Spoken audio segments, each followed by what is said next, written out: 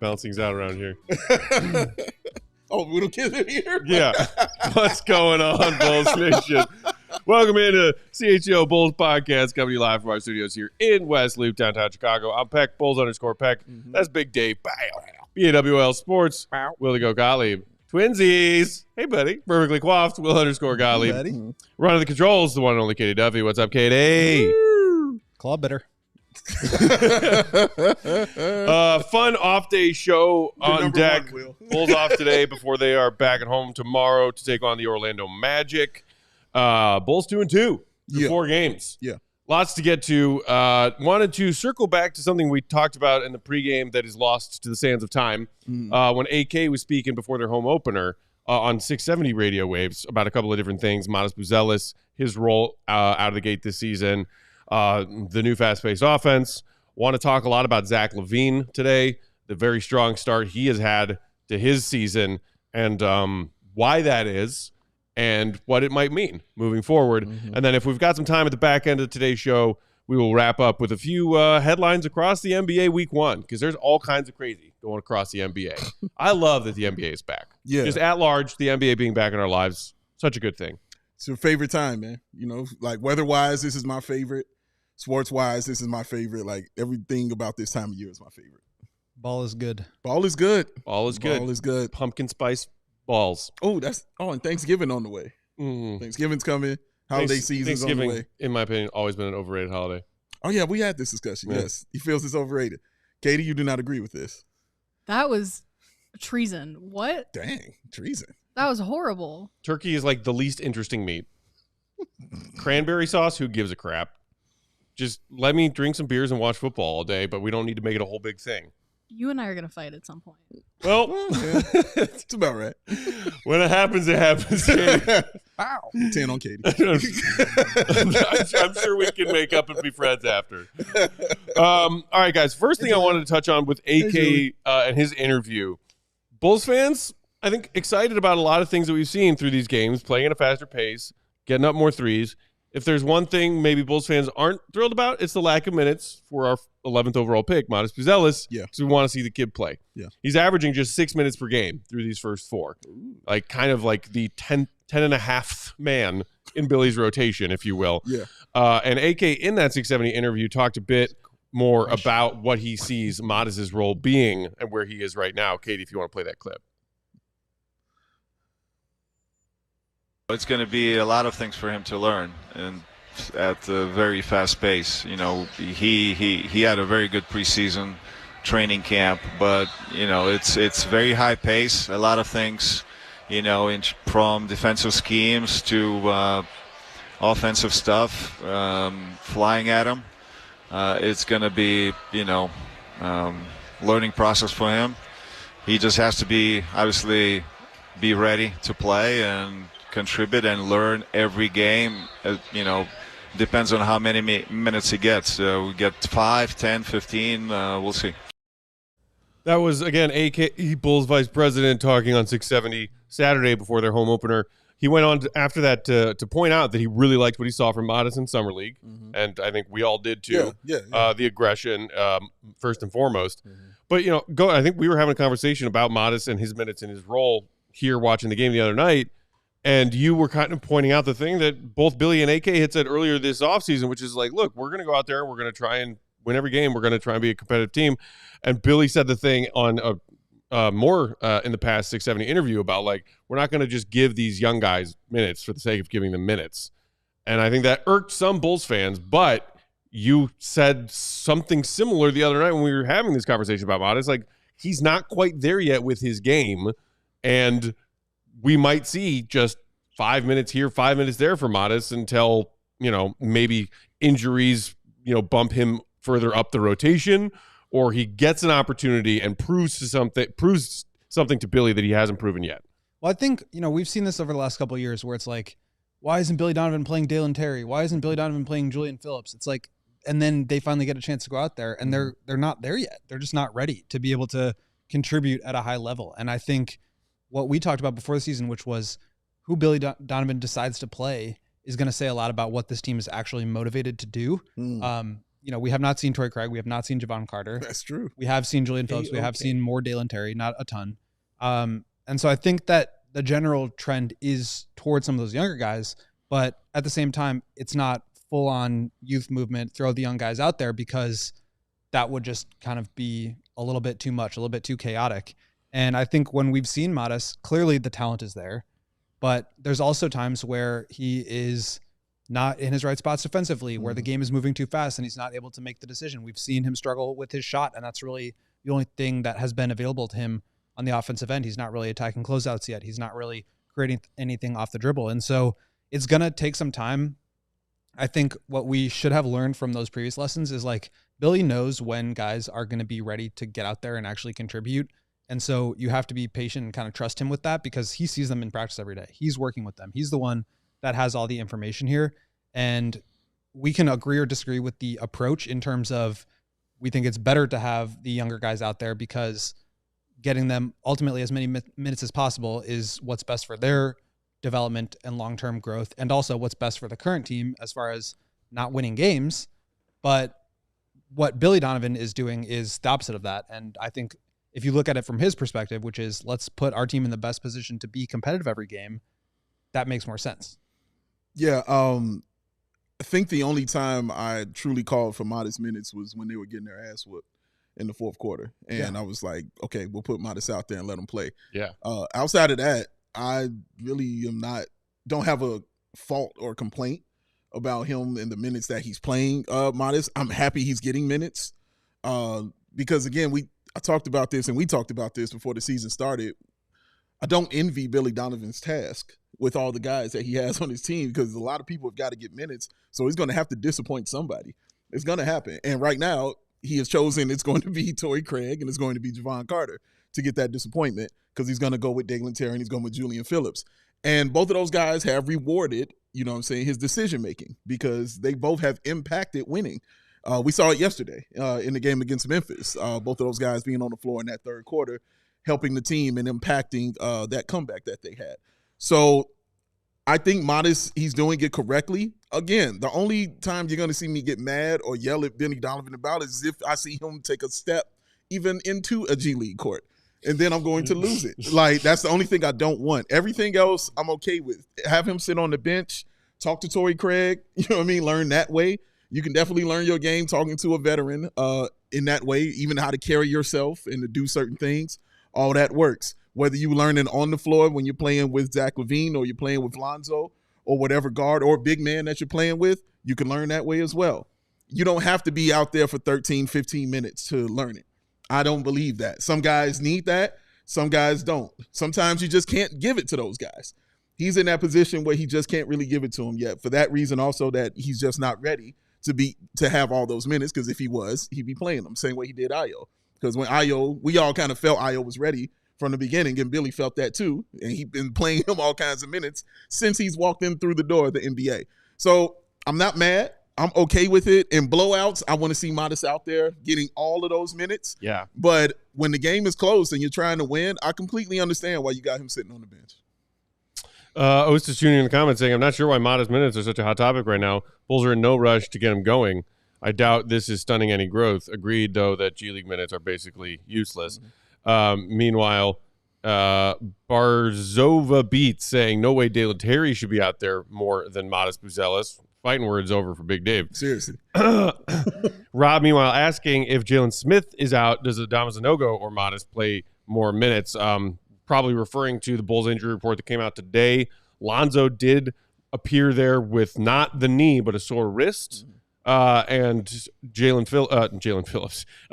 Smith with an ankle, I think. I didn't see it. So I believe it was a sore ankle or a mildly sprained ankle. Hypothetically, let's say Jalen Smith, who's played really well through these first 4 games, is unavailable. Do you call Sanogo up from Windy City? I did see that he was available to play in last night's game. Or do you go with Matas? Obviously, night-to-night size of front court you're going up against might dictate that. Clearly, Sanogo can bring you some more, banging bodies kind of muscle. Sure. And, that's the one thing that I think, alongside what Goat was talking about with the game being a little too quick for Matas right now, and AK said the same thing in that interview. Look at Sarah. Thank you. Bring a glass of water. The other thing being, like, he's just, you really see it against these other NBA players when he's gotten out there in these first 4 games for short stints. Matas is so thinly framed. Mm-hmm. Like, he doesn't really have the physicality, I don't think, to be out there for, like, a real piece of the rotation right now. Mm-hmm. And, like, if you're that skinny, I'm not trying to say skinny as, like, an offensive or, you know, mean adjective, You're but, like, skinny. It's all right. he's thin. Yeah. If you don't have an elite skill or a few different elite skills that allow you to make up for that lack of strength, it's really hard to get on the floor. And the same thing is something we said about Dalen Terry when he was young. Very much so. And he's put on a ton of muscle. A ton, which is why he's now getting that opportunity, along with his basketball getting a little bit better as well. But yes, he has to have the strength. He's playing the 4 or he's playing the 3. And they might cheat him at the 5. I don't know. Billy has that decision is his. But as of right now, he's a 4. And that's where he's going to be at. His first bucket was a Dirk fadeaway. You know what I mean? Like, yeah, he's got some skill, but it's not like he's going to be Dirk the entire game. So, yeah, he's going to get lost. He's going to get in foul trouble. He's going to make these turnovers. And I want all the mistakes. I'm cool with the mistakes that he's making in his rookie season. If he was, you know, on another level of it, he would be out there. I don't think Billy would have a problem putting a guy out there who can play and is ready to play to let them play. But if you're a young guy and you have a chance to, you know, sit back and a chance to learn, then Billy is going to take that time to allow you to get that.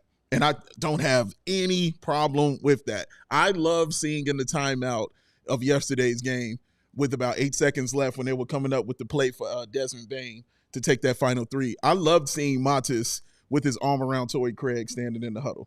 I loved it. I was like, this is great. This is what I want him to be doing. Talking to him, getting close to your veterans, learning from him how to be a professional, dog. So if he's not going to show it to you on the floor, you have to learn it off the floor as well. I liked when he said, hey, he put a suit on because he had to be a professional. He was like, it's time for me to be a professional. He's learning stuff, man, and I'm cool with that. And I'm okay, and I don't think anybody should be going crazy over, you know, the minutes or anything or attacking Billy Donovan for something like that. Yeah, I don't think so either. And I, you know, to answer the original question, like, would Adama Sanogo come up? I think it's possible, but we have also seen Patrick Williams play the 5, including last night. Yeah. And I think that the Bulls' length in the front court is allowing them to be a little bit more versatile and flexible in that way. Mm. It's not just that you want to play small, meaning like you have a small center, but when you do that, you have to have like big guards and big wings out there too, so that you can switch everything, so that you're not getting beat up on the inside, so that those wings can come down and help rebound. That's why a guy like Matas, I think eventually, but right now, Dalen and Julian are guys that you could plug in at the 3 and the 4 next to Pat at the 5, and you've still got good length, athleticism, versatility, switchability, and shooting out there. And so ultimately, I think Matas could be a 5 in a role like that, where you have Patrick and Julian Phillips or Dalen Terry alongside him. But right now, it's just probably a little bit too far away. And we've talked about it, but like you can really see it in just like the way that the game is moving around him. He's just taking a little bit of time to process everything, and that's okay. He's a young player. That's kind of how it goes. But I think ultimately, when the Bulls get to the end of the season, that's where you're talking about, okay, let's get him some more minutes without feeling like you're overwhelming him, because he's had 50, 60 games in order to kind of absorb the NBA rhythm and speed. I have a modest question for you after this break, though. I have a question for you. Okay, we'll circle back and finish up this conversation after this break, and then get into Zach LaVine on CHGO Bulls. Today's show brought to you by Rhoback. You know it, we know it, we all know it. You got to get yourself some Rhoback gear. It's quite simply the best fit and the best feel when it comes to activewear these days. The quality of the gear just speaks for itself. Their performance polos perform better in the heat than any other polos. Their moisture-wicking technology, love it. So the polos don't stick to you and give you a nice stretch. Their everyday shorts are also perfect for a combo of a day where you're doing a lot of different things on the go, on the move, looking clean. You can wear them out, but also offer the comfort of those glorious elastic waistbands. My favorite. Glorious. With fall arriving here in Chicago, basically, I mean, it was 80 degrees today. That's weird, but, you know, the leaves are falling off the trees, y'all. What better item to prepare for the season than adding one of Rhoback's performance hoodies to your closet? They're the softest items around. You won't be able to take it off once you get yours, even if this Chicago Heat sticks around for a while longer. They're just that comfortable. The moisture wicking technology is also in those hoodies, not just the polos. Very breathable fabric. They're everyday shorts, incredibly versatile, as I said. So here's what you do. Go to roback.com and insert promo code CHGO Bulls 20 in that promo code window to get 20% off your first order. That's spelled RHOBACK, roback.com, promo code CHGO Bulls 20 to get 20% off your first order. All of their polos, all of their hoodies, all of their shorts. Make sure you check them out because they will have you ready for whatever travels and activities you have on deck. Man, Peck, what time is it? You need to embrace chill. I was in the middle of swallowing and couldn't speak. Oh, man. Game Time's got a new feature, ladies and gentlemen. It's called Game Time Picks. It makes it easier than ever to get tickets to your favorite live events. Game Time Picks filters out the fluff to show you only incredible deals on great seats so you don't have to waste your time searching through thousands of tickets. It makes it easier to save more on sports, concerts, comedy, theater events. Wherever you want to go, there's a live event. You can save more and do it easier with Game Time Picks. Of course, they got the all-in pricing. Of course, they got their lowest price guarantee. Of course, they got the Matt Peck and Big Dave favorite, the views from the seat. Where am I sitting? It's very, very important to us. And the Game Time ticket coverage, y'all. Your purchase is covered with the most flexible customer service policy in the ticketing industry. So take the guesswork out of buying tickets with Game Time. Download the Game Time app, create an account, use that code CHGO. Get yourself $20 off your first purchase. That's CHGO. Get yourself $20 off your first purchase. Download Game Time today. Because we're going to go, what time is it? All right. Two things. I was so ready for that. I know. I felt it. I felt the energy over here. That was more like Will the Owl Gottlieb. How will it go, Gottlieb? 1 and 2. Two things. The question I have for you, but I want to answer this question first. Alexander asked me, did I have an issue with Dalen Terry and Julian Phillips playing G League games last year? No, I did not. They needed to. Both of them needed to be in the G League, getting more time and more reps because of the way Julian's game is. Julian is a guy that has the ball in his hands, and he's got to, facilitate. He's got to be doing those kind of things. He's got to defend. Sorry, Dalen's got to be the guy who's got to be facilitating while he's defending, while he's getting guys involved. He wasn't going to get that opportunity on the floor playing here with the Bulls. With the guards that they had doing that. I didn't see how that was going to be possible for him. And Julian Phillips just simply wasn't ready, in my opinion. And he still needed some things to figure out. He had the athleticism. He just needs some things to figure out. Matas, for me, has already got stuff. All right. He's got things I need to see on an NBA level. This is why Billy's giving him minutes and allowing him to be out there and do it. So, no, I didn't have a problem with that at all. But the question I have for you, Will, was I know that certain players benefit from other certain players on the floor in the positions they play. Like Zach benefits from a point guard. I've seen Vooch also benefit from a two guard. When he first got here, there was a benefit with him and Zach and how they played. Who do you think Matas benefits more from? I mean, position-wise, I'm asking. Who do you think helps his game? Is it a center? Is it a three? Is it a point guard? Who do you feel helps his game more? I think he's at this point just so far away that he really needs like a lot of infrastructure around him. And that's kind of the point of not playing him right now. Like you could throw him out there with like Lonzo or Giddey, with another scorer, Zach or Kobe, and with a center. I think that's like kind of the infrastructure that he needs, but he's just not somebody at this point that you're building a lineup around because he's just not there yet. And that, again, not a knock on him. I think we've all acknowledged the talent that he has, but in order for him to like realize that, he just has to get accustomed to the pace and the schemes and the play calls of an NBA game. Right. And I think that's going to be really hard for him to do without getting a lot of minutes. So part of it is just the experience being out there. And that's why I'm in agreement that like not going to the G League. He doesn't need to be the guy on a team with like Adama Sanogo and, Josh Primo and whatever. That's not what really he needs, because he needs to do it at the NBA level. Correct. And so I just think he needs to be out there with like good players and playing. And that's why even like garbage time, sure, like run him out there, like have him score and stuff, but that's not a lineup that he's going to be in at like his peak outcomes, right? So I do think having him out there with like good players so that he can understand what it means to not only be like a role player off those guys, but how to interact with them while they're on the court so that he can, produce as well. And I think it's just going to take some time for him to get to that point. But short answer on that is just like he needs to have good talent around him because he's got so many limitations and flaws in his game at this point that he needs to be lifted up by other good players. Hopefully there gets to a point soon where he's one of those good players that he can help lift up some of the other good young players. I agree. He needs to be on the floor getting minutes to be lifted up by the good players around him. I want more. I want more Matas minutes. I just do.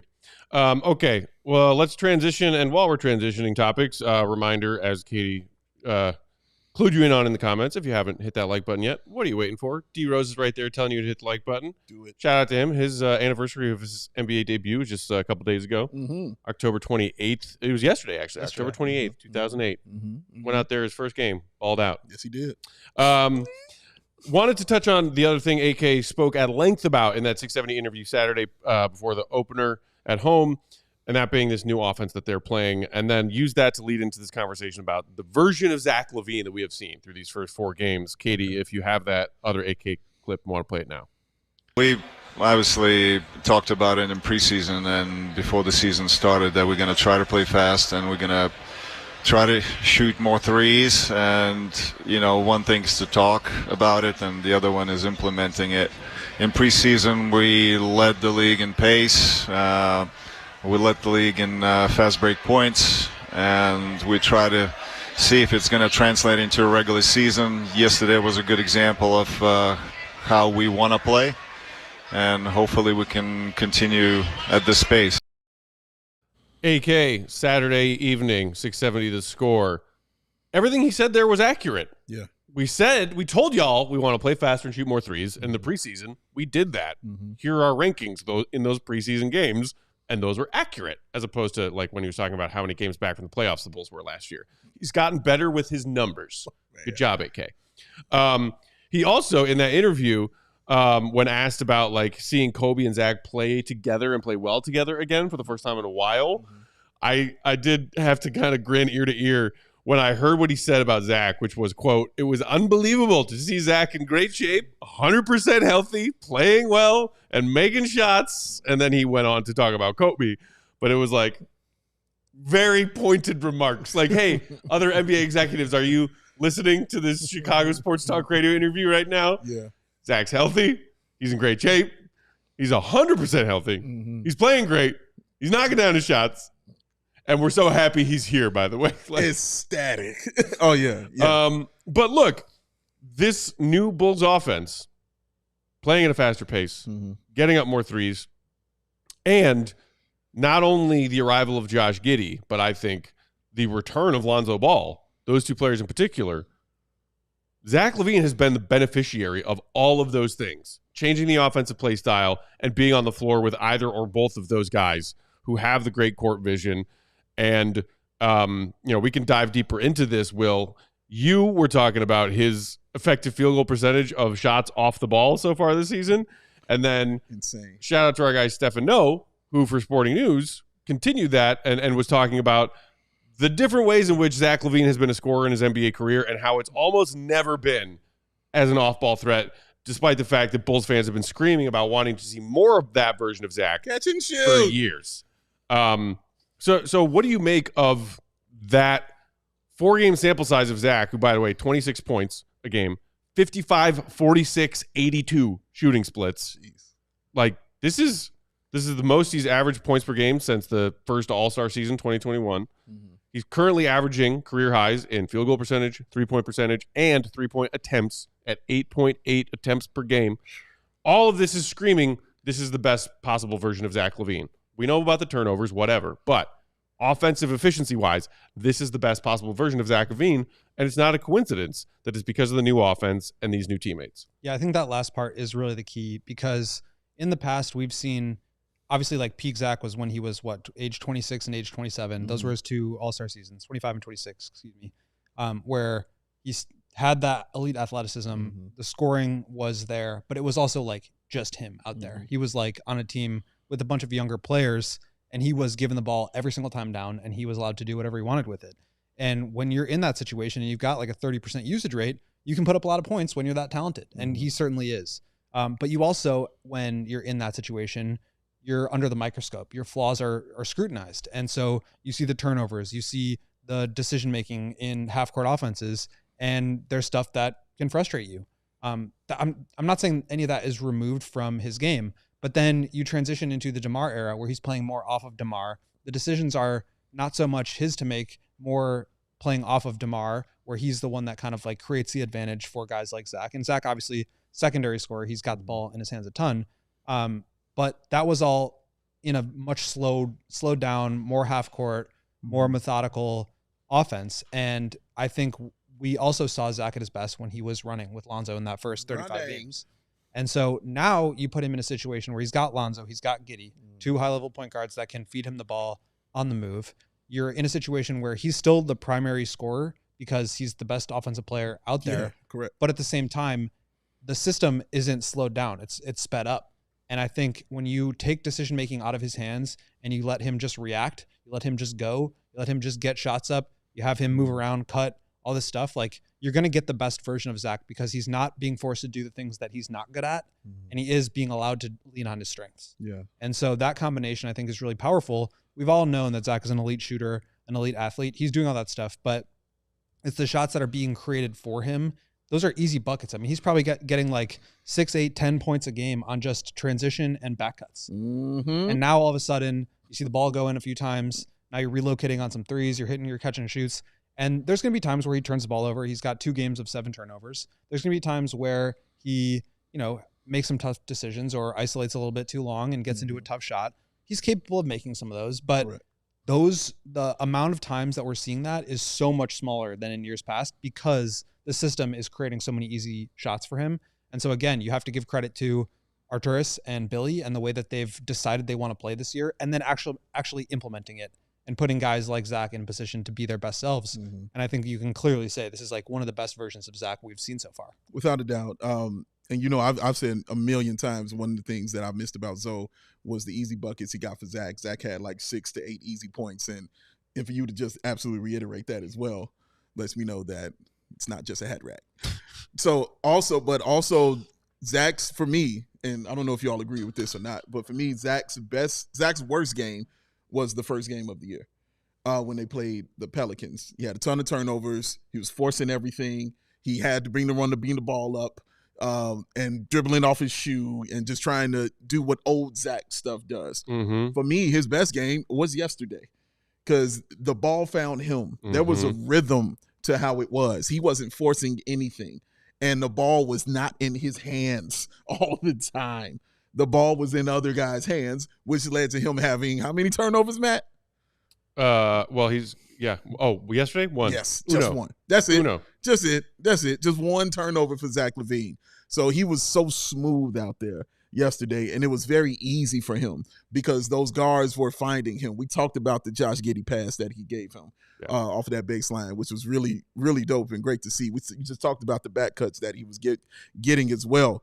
So that was the best version of Zach that we saw yesterday, and I hope we continue to see that version where Zach does not have the ball in his hands. Guys are finding him, and the rhythm of the ball, like the rhythm of the night, is finding Zach LaVine. Dancing till the morning light. So yeah, you just want to find it. Shout out Elder Barge. But you just want to find that, man. You just want that to continue for Zach and to have that kind of play. Let's put a pause on that Zach LaVine conversation, and we will pick it up right on the other side of this quick break. Plenty more on CHGO Bulls up ahead. Beer. Ladies and gentlemen, this is Matt Peck. My favorite. Matt Peck is sometimes a stressed out guy. And how does he just cope with that? By choosing chill. That's what he does it, embracing it. Because between work, social media, and the choices life throws his way, it's no wonder he's more worked up. Coors Light celebrates rising above, though, and choosing a chill mindset. Why not turn that rained out barbecue into the Will to Go Gottlieb Man Royal Purdue 824th karaoke house party? Katie's not invited. Or after a tough loss, set up scores with an ice cold peace offering. Make the choice to choose chill, then reach for a Coors Light. It is mountain cold refreshment because when those mountains turn blue, oh yes, you know what to do. It's cold lagered, cold filtered and cold packaged for a smoother finish. Crack open that frosty cold Coors Light. That mountain cold refreshment is crisp and refreshing as the Colorado Haze. Make the most out of those times to choose chill, choose Coors Light. Get it delivered straight to your door via Instacart by going to CoorsLight.com/CHGO Basketball. That's CoorsLight.com/CHGO Basketball. Celebrate responsibly. Coors Brewing Company, Golden, Colorado. What goes great with choosing chill and Coors Light? Well, how about still having yourself a really solid day the next day? That's why you got to check out ZBiotics. Let's face it, after a night with drinks, some delicious icy cold Coors Lights, I don't bounce back the next day like I used to when I was young. I'm sorry. Shout out Emma Slay. I've got to make a choice. I can either have a great night or a great following day. That is until I found out about pre-alcohol. ZBiotics pre-alcohol probiotic drink is the world's first genetically engineered probiotic. It was invented by PhD scientists, the smartest kind of scientists, to tackle rough mornings after drinking. Here's how it works. When you drink, alcohol gets converted into a toxic byproduct in your gut. It's this byproduct, not the dehydration, that's to blame for your rough next day. Pre-alcohol produces an enzyme to break this byproduct down. Just remember to make ZBiotics your first drink of the night after you've chosen chill, but before cracking a cold one, and drink responsibly. Yes. And you'll feel better and at your best tomorrow. I kept hearing about pre-alcohol and wondered why, and wondered what it was actually like. So I got some for myself and tried it out. Okay. And I actually, you know what? I had some before the Bears 3 o'clock game. And I had a couple of cold ones. My brother and I watching that Bears game together. Shout out. And then I needed a couple more cold ones to help me get through the ending of that Bears game. Yes. And I woke up Monday feeling okay physically. Yeah. Mentally and emotionally, I was still a wreck. Still kind of am today. But physically, thanks to ZBiotics, I was feeling dandy. Okay. Go to ZBiotics.com/CHGO Bulls to learn more and to get 15% off your first order when you use that promo code CHGO Bulls at checkout. ZBiotics is backed with 100% money back guarantee. So if you're unsatisfied for any reason, they'll refund your money, y'all. No questions asked. ZBiotics. Check them out. All right, guys. So going back to the Zach LaVine stuff, talking about getting him easy looks, whether it be Lonzo Ball back in the old days and now that he's back. You know, you mentioned the incredible slob wizard pass from Josh Giddey last night. Yes. How about you know what we saw in one of the previous games? A lob to Zach LaVine, who made a baseline cut from Lonzo Ball. Easy looks, easy points for Zach, who's moving more, who's cutting off the ball more, and does not have the ball in his hands, which does not lead to, as frequently, nights with 7 turnovers. And if you're talking about Zach LaVine being a member of this team and seeing if this Bulls offense can turn into something new and different and fun and maybe even like a good NBA offense, that's one thing. If you're also simultaneously talking about showcasing him to the rest of the league, if he and the Bulls all still want to find him a new home as the ideal solution to all of this, and you say, well, if you take the ball out of Zach's hands, then he can't showcase him. Flat out wrong. Because when you think about peak Zach, as Goat was referring to earlier, mid-20s Zach, he had usage percentages of 31.7 in the 1920 season when he was not an all-star but doing everything. That's a lot. First all-star season, 2021, he had a usage percentage of 31. And then second all-star season, the season that DeMar arrived, but they both were thriving and playing well, that dipped with DeMar's arrival from 31 to just 28.8. So it dropped a little bit, but not huge. Right.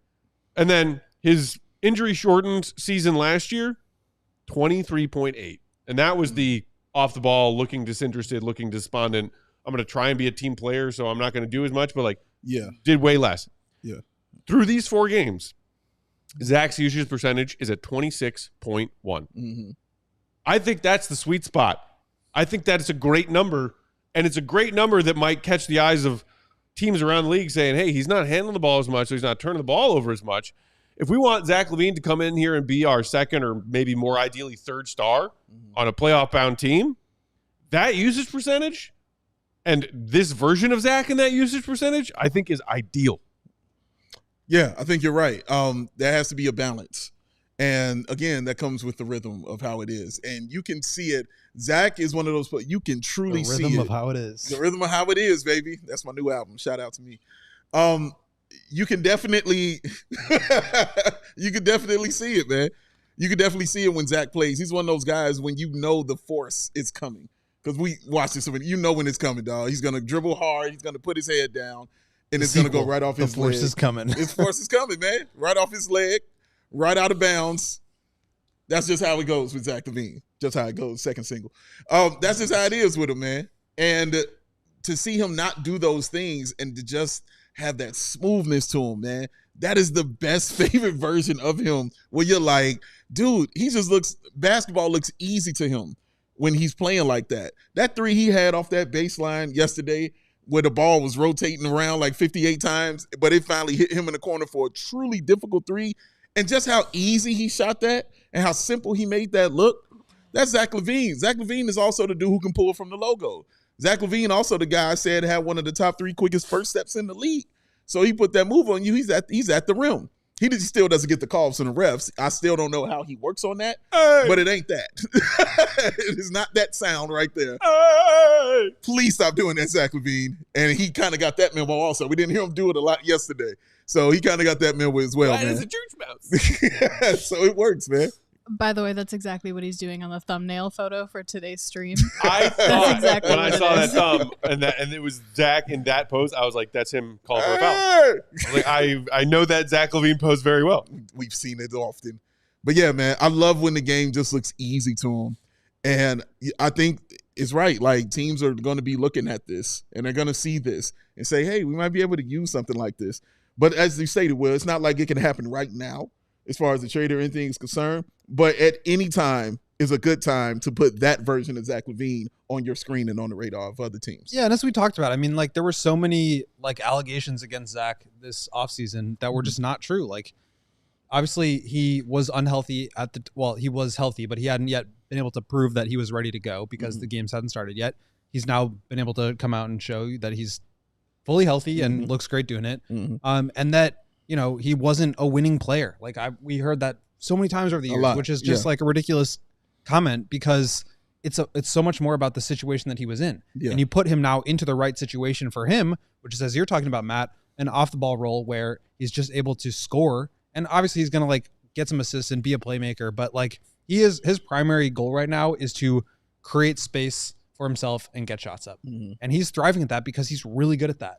And so, yeah, it's a lot of money for a scorer, but like, I mean, 103.8 effective field goal percentage in these last 4 games on catch and shoot.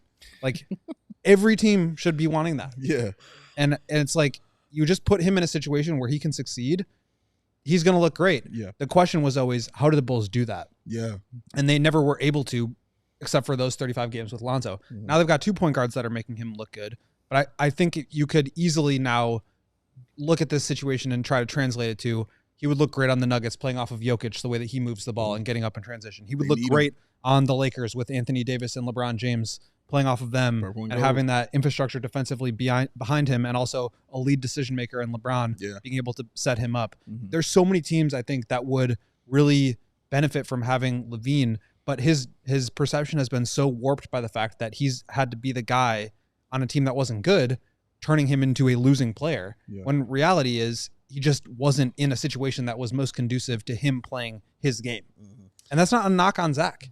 It's just he wasn't able to do the things that he's best at. And he is a flawed player. Nobody's taking that away from him. So, but I think Zach has been great this year, and I think a lot of that has to do with just the Bulls building a system that fits his skill set. And I think you could easily look at that if you're the perspective of, a bunch of other teams around the league who would be looking to add a star player cheaper than a lot of the other stars that are going to be on the market. Like, you look at him in this situation and you can see how it will work for yourself. And the other thing I also stated that I wanted to see from Zach, I wanted him to see him affect winning.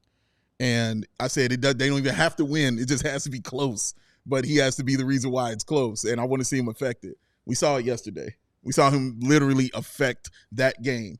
And is the reason the Bulls, one of the reasons they were able to pull that win. Got hot in the fourth quarter comeback. And as you were talking about that one play in particular where the ball was moving a lot, Zach gives the ball up, ends up getting it back for a quick catch and shoot.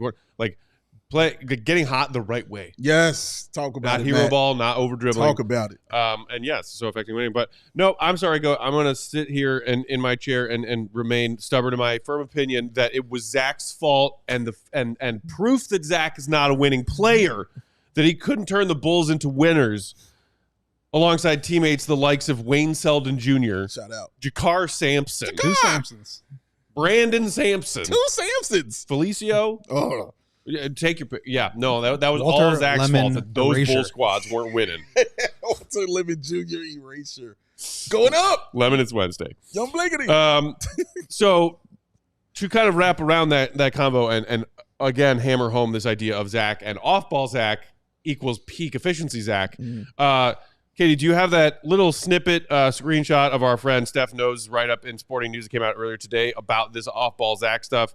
Because I think it is pretty fascinating. And that's right. He shouted out our own Will to Go Gottlieb and that stat he had on Twitter about the 69.2% of his makes off the ball, leading to a ridiculously over 100 effective field goal percentage on those shots. Is that good? But also bringing up Steph Curry and making a Hall of Fame career by driving the ball, yes, but then passing it off to one of his teammates and finding himself an open space around the perimeter and entrusting his teammates that they will find him and he will get the ball back for a lethal, deadly, cut your guts out Steph Curry catch and shoot three. Yes. And Zach LaVine is no Steph Curry. That's not like what our Steph Noah is trying to say here, but it's just the fact that Zach can also be elite at that. Yes. He's got one of the purest strokes in the NBA. And he's got a quick release. Use it more, highlighting there that, yes, it was just a 25-game season because of the injury and then the surgery.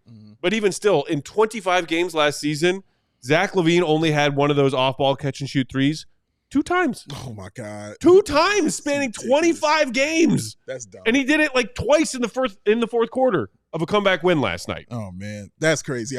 That's, wow. The key word of what you said, Matt, was elite. Not good, not great. Elite. He is elite at something. So you should do it more. At least that's just what I've been told. I did have to do some reporting and just ask a couple of different people because I wasn't sure. But I did hear back, and 103.8 effective field goal percentage is good. Oh, that is good. I did. I'm glad you checked your sources. Thank you, Will. Confirm that. I mean, I did ask that question. I asked while you were reading. I was like, is that good? Is that good? Is that good? I was told that indeed was good. He said, well, Gottlieb reports. That is good. I'm also working on a Zach thing, and I'll tease a stat from it, which was in just 4 games this year, Zach already has more points on cuts than he did all of last year in 25 games. So it goes to show how much, not only that he is benefiting from and buying into this, but it's just how much he's bought into it and he's committed to playing this style. And like we talked about it last year with him coming back for those 7 games after the initial injury and kind of like running up and down from corner to corner, not really being involved in the offense. Like that is not the case. He's fitting in and it's working for him. Yeah. And he's not had to sacrifice who he is and what he does well. Right. And that I think is really the key. 4 games. That's mad. And I love how Steph wrapped up that column with this last little paragraph saying, quote, there are a lot of contenders who could use a lights out shooter who can get to the rim at will and finish at a great clip. And the Bulls should want to shop him. LaVine is turning himself into the hottest name on the market, creating a pathway for the Bulls to make a win-win trade. Sexy. Yes. Please. More. Please. One last quick break, then we'll come back to wrap up push. the Zach LaVine combo and then take a look around other NBA headlines here on CHGO Bulls. Make sure you're ready. And I mean really ready, fellas. With that Blue Chew. Blue Chew. It's an online service. It delivers the same active ingredients as Viagra, Cialis, and Levitra, but at a fraction of the cost and in a chewable form. The process is simple. Sign up at bluechew.com. Click it. Consult with one of the licensed medical providers, and once you're approved, you'll receive your prescription within days. Blue Chew tablets are made in the USA and prepared and shipped directly to your door. The best part? It's all done online. That means no visits to the doctor, no awkward conversations. Oh, I think it's something wrong with my foot. I need some Viagra. And no waiting in line at the pharmacy. You can take them anytime, day or night, so you can plan ahead or be ready whenever opportunity arises. Does it work? Wink. Do you think you need it? Try it for free for a month and see, ladies and gentlemen. And we got a special deal for our listeners out there. Try Blue Chew free when you use that promo code ALLCITY at checkout. Pay just $5 shipping. That's BlueChew.com. Promo code ALLCITY to receive your first month free. Visit BlueChew.com for more details and important safety information. And we thank Blue Chew for sponsoring this here wonderful podcast. Blue Chew, stay up. Today's show also brought to you by our friends at Ray Chrysler Dodge Jeep Ram. Adventure is calling, y'all. Answer it this October by shopping new low prices during Jeep Adventure Days going on now at Ray Chrysler Dodge Jeep and Ram. Answer your phone. Stop in today to browse our huge inventory of new vehicles. And right now, shop electric savings like 0% financing for 72 months. Whoa. That's a double Fooch contract. Bow. On new 2024 Jeep Grand Cherokee 4xe and Wrangler 4xe models. Or shop over 125 vehicles priced under $20,000. Let the amazing team at Ray CDJR help you during each step of your car shopping journey. And with that raised price promise, the numbers you're hearing about now in this ad, the numbers you see on their website, you can expect to shop when you go into the dealership. That's because raised price promise means no price changing, no add-ons, no hidden fees, ever. And because they prioritize affordability for their customers, you got to hurry into Ray today and shop one of Chicago's largest inventories. Then drive home with more money in your pocket than you'd expect. I love finding cash in my pockets. Put a load of laundry in today before heading to the office. Found a tenner in my back pocket. That's good stuff. You can do that more when you go shop at Ray. If you're in the market for a new vehicle, you got to check them out. Ray Chrysler Dodge Jeep Ram. They are the only team we recommend. Visit them today on Route 12 in Fox Lake. For more info, visit Ray CDJR in Fox Lake or raycdjr.com. They've been serving the community since 1963. Three of them things. Okay, so just to kind of like wrap up the Zach stuff, I see people throwing the Lakers out there in the comments. I see people throwing the Nuggets out there in the comments. Should we do a little trade machine? The Sixers, and hold that early? thought because we're going to talk about the Sixers in a second. But like all these teams that are maybe getting out to a rocky start of some kind or have an injured star and maybe need to look another star. Yeah. Chocolate Salty Bulls, meanwhile, saying if the mandate by AK is to win, why would you trade an elite scorer? And look, fair question. But I think actually what was reported last year is that the mandate to make the play-in, make the playoffs, make a push for playoffs was not AK. It was AK's bosses. So there's that. There is the other thing of like if you're drawing a like paraphrasing of AK saying a mandate to win to AK saying leading up to training camp and his training camp quotes, we're going to try and win every game. Okay. I think that there are some things on AK's to-do list that he can't publicly state to Bulls fans. I think Bulls fans have to be aware of that as we move through this season. If the Bulls are maybe to a surprising amount winning games, then you can ask the question, do they pivot back to let's go to the play-in again because the play-ins are fun and hey, maybe we'll go to the playoffs, get some home playoff games. Then Bulls fans, I think, would have a right to panic if that's not what they want. Agreed. But right now, the first 2 months of the season, I think it is absolutely fair to talk about Zach LaVine trades. Yeah. Because he's playing well. He could be a very coveted asset around the league as they get closer to that trade deadline. And just because AK is saying publicly, we're going to go out there and try and win every game, doesn't mean he's saying the same thing behind closed doors. Very true. I mean, and look at the teams that are struggling right now. You know, these are teams that are really good teams. I mean, Milwaukee is the first one that comes to mind. They're near the bottom of the standings right now. Denver is also struggling, coming to mind. They aren't playing great. Even though the Lakers are playing great, they're always looking to add, to their team as well.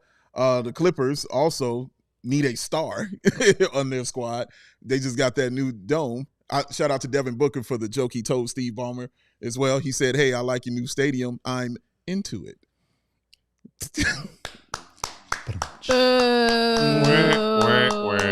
Clap that up. Shout out Fozzie Bear. Clap that up. Waka, waka, waka, waka, waka.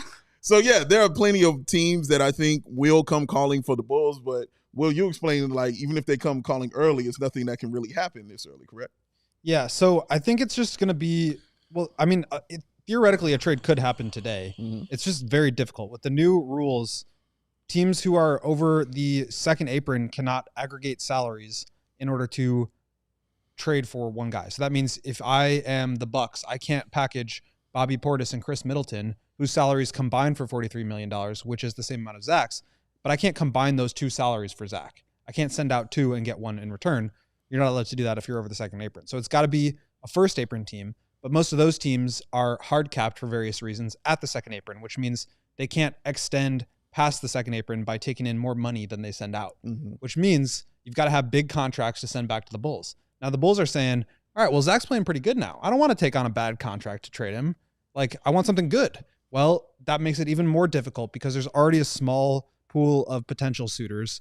And of that pool, there's even fewer of them who are going to have what the Bulls want and not take back so much money that they're now in a worse position long-term, or, require that the Bulls send in a draft pick in order to take on Zach's money. I think, we're past the point of that being a realistic outcome. So I wouldn't worry about that. But I say all that to say it's going to be difficult for a trade to come about just because of the size of Zach's contract. Doesn't necessarily mean that Zach isn't worth it necessarily, but it's just hard to absorb that much money during midseason. We were talking with Tony Gill here before we started, and he brought up the Karl Towns trade. That was another big contract. A big difference in that one was that it happened before the start of the season, which means that the rosters were still extended to 21 players. Now they're cut down to 15. So the Knicks basically took back a bunch of small, minimum salaries to extend their roster back to 21 and figure out the aggregation rules so that they could make that trade legal. And then they cut a bunch of guys when the season started.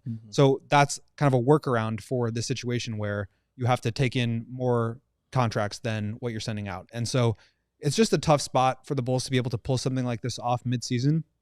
I do think it's possible. I've seen the Clippers a lot. I think that's a situation that could work. They've got Norman Powell. They've got $11 million of PJ Tucker sitting there that they're not going to use. And then they would have to figure out a couple more contracts to fit in. And they clearly are a team that doesn't really care too much about going into the second apron, but they also are in a situation where they don't have any of their own draft picks upcoming. So they do have no incentive to tank.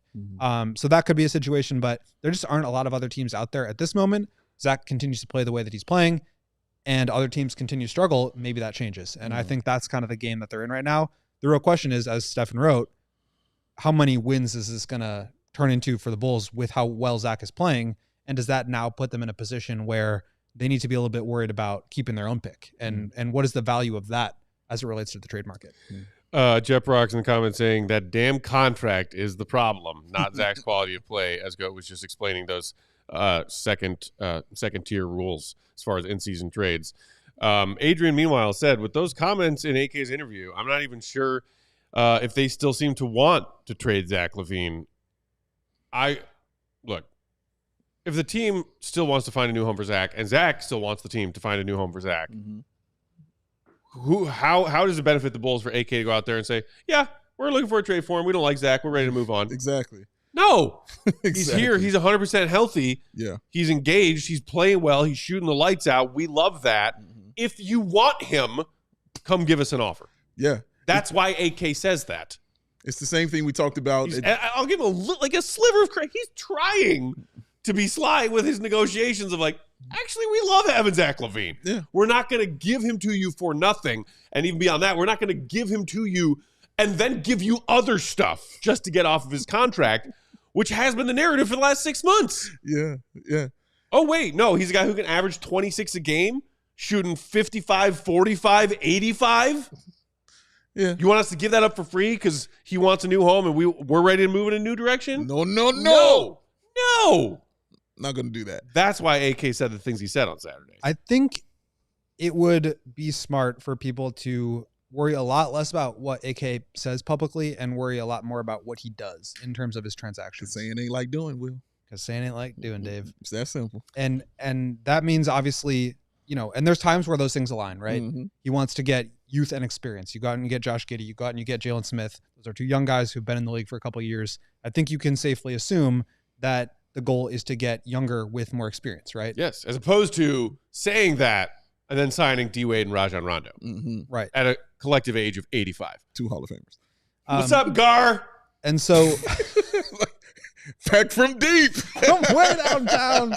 From way down. Bang, bang, bang. But I think... more athletic, my ass. But I think that when it comes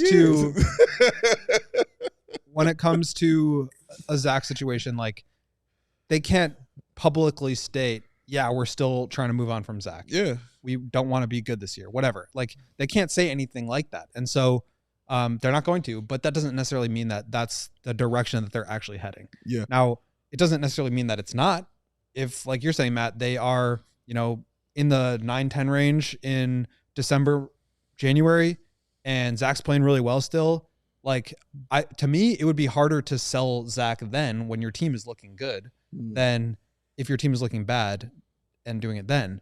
So this season could still go one of two ways. Sure. And I think there's obviously, like, these situations have not yet played out. There's a couple of different ways they could go. But I do think, like, ultimately, if the direction is younger with experience, like Zach and Vooch, and maybe Lonzo is kind of an exception to this, but, like, those guys fit in the timeline with Kobe and Ayo and Patrick, who have been in the league for 4 years now and are in their, young to mid 20s. So that is clearly the direction of this team. Vooch, Zach, as good as they are and as well as they played, and they have played very well, they don't really fit into the long-term plan, which is what it seems like the Bulls are doing right now. But the Bulls are also not in a situation where they're saying, let's get rid of these guys at all costs and attach picks if it's necessary. Yeah, they're playing it a little bit smarter than that. Yeah. Shout out to Corey, who threw us a $5 super chat. Appreciate you, buddy. Saying, what about the possible expansion in the next couple of years? The Bulls could leave Zach unprotected in a potential expansion draft. Well, there's the thought. Yeah. I mean, the NBA expansion to potentially 32 teams. There was a story about that. Adam Silver talked about it as we were getting closer to the start of the season. Seattle's been thrown out there. Obviously, Vegas has been thrown out there. Mexico City. Maybe this happens. That's an interesting theory or hypothetical. It's not something you want to bank on. Yeah, I don't see if you're the Bulls front office making plans for what comes next. Yeah, I want something, for young Zach LaVine. So, yeah, let's get this trade. That's what my focus is going to still be there on what's going on this season. He's playing great. He's doing well. He said all the right things, like you talked about with AK playing Coy. The same with Zach at the media day, how he came out and he spoke from the heart. And whether it was something he written or something he wrote or whether it was something straight from the dome, it was legit. And he has done every single thing that he said he wanted to do. You haven't seen him, do any of the stuff we saw him do last year, as far as the pouty thing. The amount of pictures the Bulls have posted across their various social media platforms of a smiling Zach LaVine. It's in full effect, baby. It's in full effect. How about the one, little heavy-handed? How about the one with his kid, him playing with his kids and everything like that? Oh yeah, they're gonna be out there representing, man. So, and beautiful children Zach LaVine has. Shout out to him and his wife. Kudos. But yeah, man, like he's saying, and he's doing all the right things, and this is kind of what the right thing looks like. He's doing it on the floor as well. So hopefully he continues to do that. Teams continue to watch, and the phone continues to ring. Heck yeah. Real quick, we got a little bit of time left. I did want to just at least get to this because there was also some breaking news on top of it. Okay. Katie, do you have that clip that we got from our pal Derek over there at PHLY earlier today? Nick Nurse talking at this morning practice. Obviously, we got to worry about Joel and Paul. In terms of their participation in practice today, were they able to do any line of 5-on-5 or anything like that today? You guys got the update? They were in parts of practice. On we go. On we go where? Shout out again to our guy Derek, PHLY Sixers. They do a great job over there. Yes, they do. Getting that vid of Nick Nurse earlier today. And then a few hours after that video was posted, a few hours after Nick Nurse said those things, Shams Charania with a Shams bomb. I have a down. The NBA has fined the Sixers $100,000 for public statements around health status of all NBA center Joel Embiid.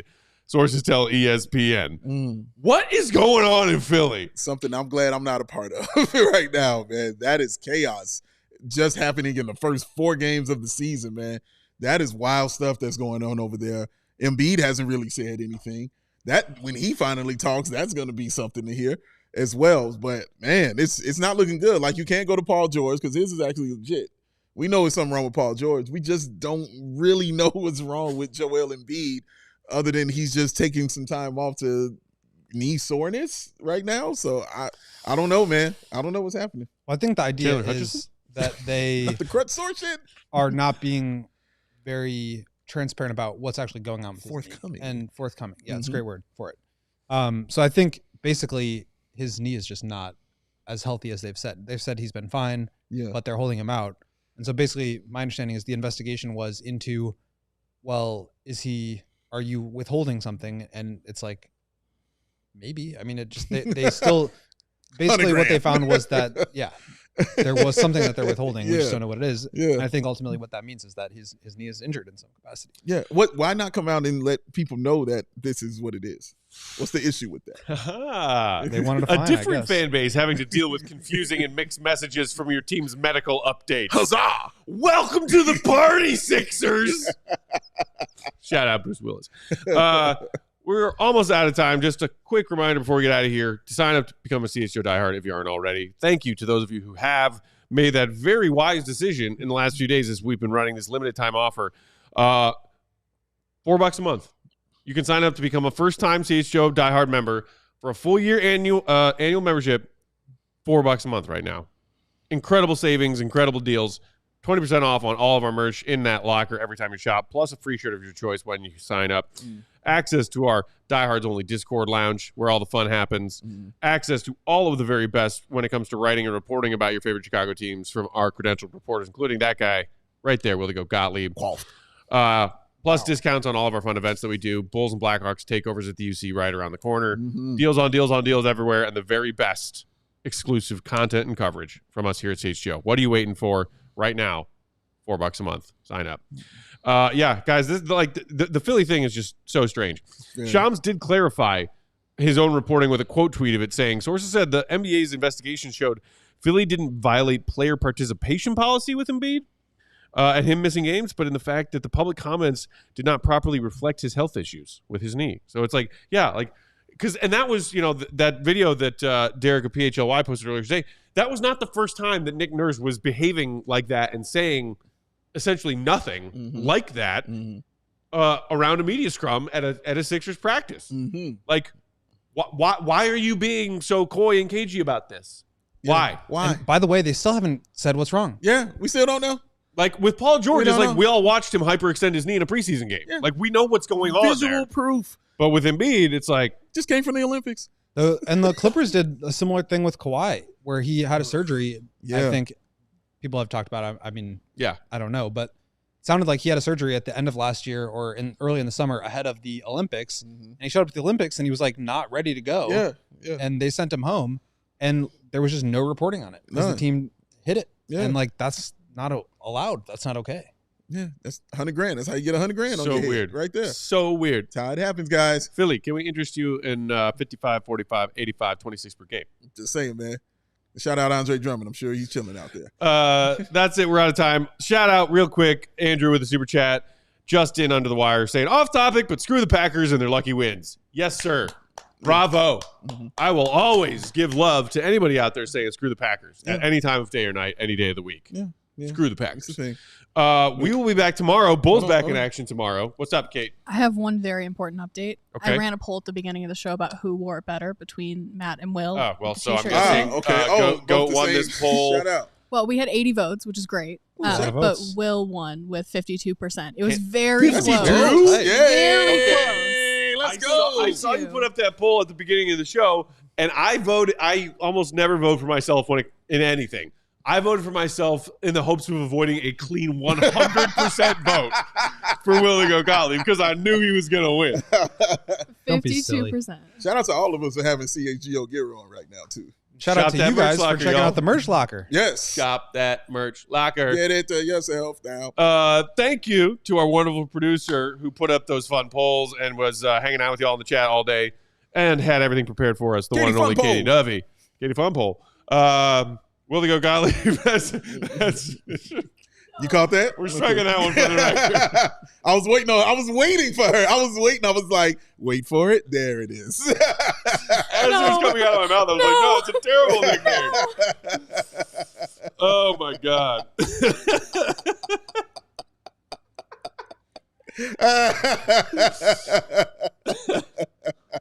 Yes! Got to snort, baby. Let's go. Yes. I'm still just going to stick with Katie hates bacon until I come up with something better. I'm like Katie, no fun. I'm always going with that one. Oh, Katie's plenty of fun. Yeah. Follow Will and Go Gottlieb, Will_Gottlieb. Read his stuff, ALLCITY.com. Big Day Bow, BAWL Sports. I'm Bulls_Peck. We are CHGO_Bulls. Back tomorrow night for pregame, 6:30 Central. Bulls Magic tip-off at 7. Uncle Will back in the house with us. Yeah. Talk to you then. Have a great Tuesday night. See you, Red. Be good.